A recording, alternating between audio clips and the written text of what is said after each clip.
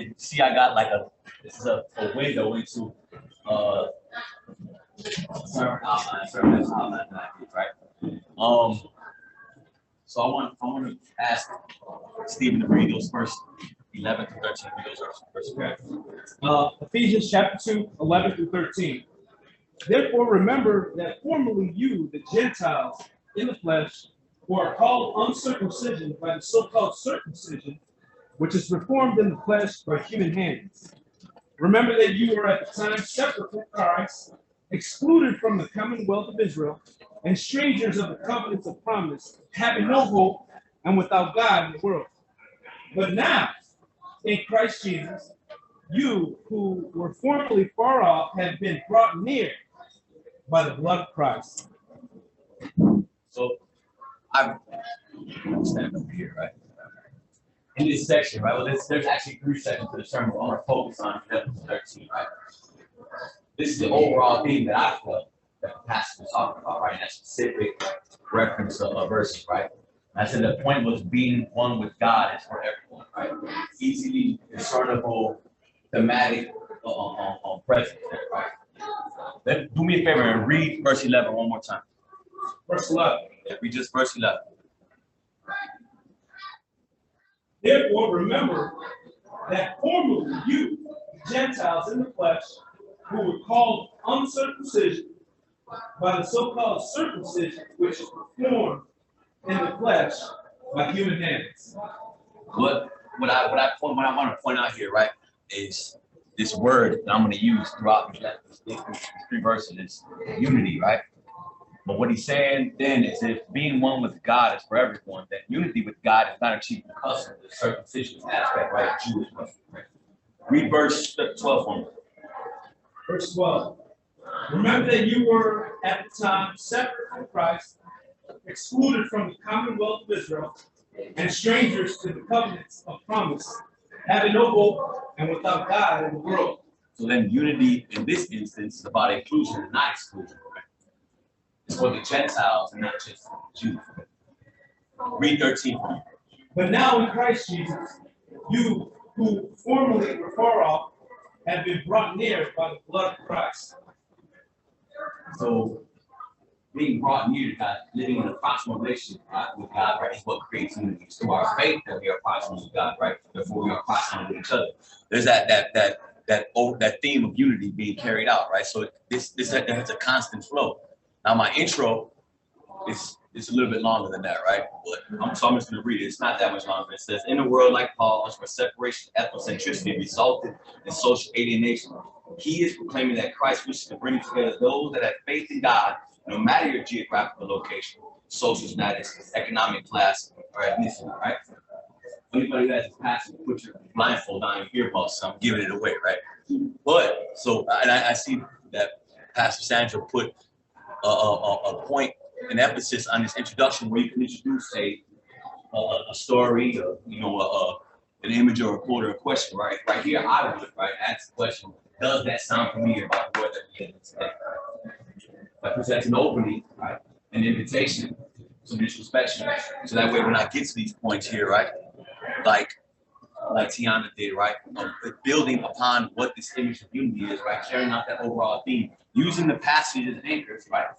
Keeping true to my message, however, though, right? So you got that hermeneutical idea up here, right? And then the building of the homiletical idea, right? And the conclusion represents just that, right? It's the reiteration of everything that I just said, right? In a concise way that brings home the homiletical idea with application. Now, I know that there's been some feelings of maybe misdirection, right, with outlines.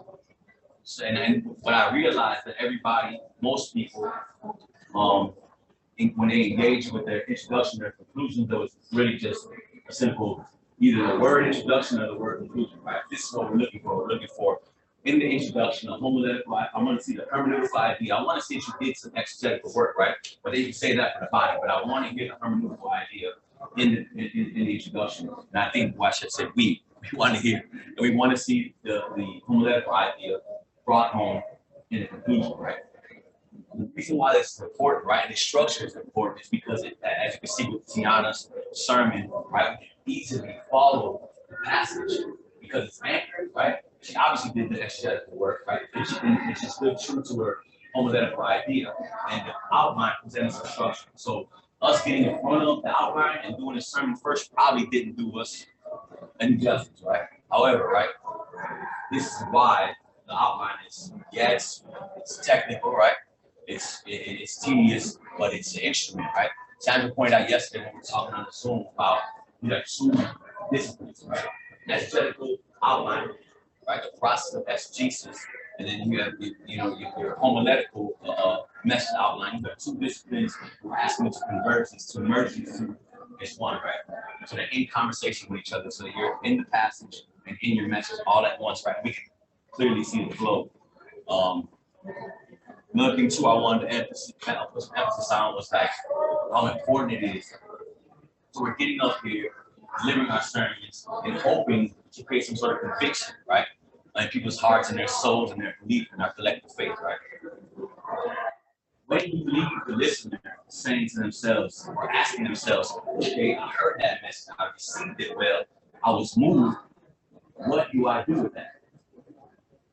And if you're not answering that question, right, then isn't that the exact opposite of your intent, right? Like you giving somebody some very deep and dense theology and cause them to question their own faith and the way they stand with Christ, and then not telling them what they can do doesn't empower them to do so, right? So even if in your illustrations, right, or in your conclusion for that matter, but in your illustrations is a really easy way to lend somebody some examples of what it looks like to be personally responsible and community responsible. The reason why I bring that up is because an effective sermon shows a person their accountability, right? And provokes them towards responsibility. And sometimes, most times, if they're left not understanding what that responsibility looks like in a tangible way, then they have more questions from the sermon than they do have answers. So when we're doing our second round of sermons, let's think about that, right? Let's think about some concrete, tangible examples of applications. So that way we're not just a message, but what to do with that message in actionable ways. All right. Yes, yeah. You said effective sermons shows accountability, and you said something about responsibility. Yeah. Can you repeat that last part, or the whole thing?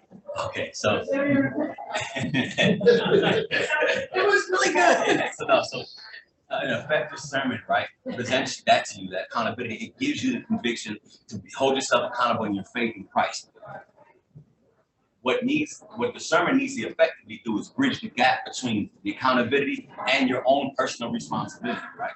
And by having instructions there, something that's tangible and actionable, helps you bridge that gap. Helps you live by that message in an embodied way. Oh, by the way, for real this time, it had nothing to do with Black Friday. It's not really actually a real holiday, but they canceled a study hall last week.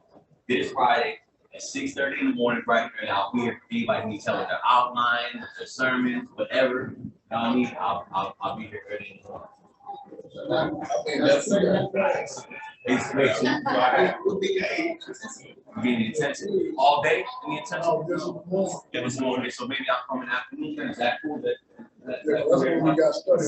All right, then I'll be here in the afternoon. I'm confused. Did you just say we were shopping last Friday? No, I didn't. I shop on Saturday when I support Black and brown owned businesses.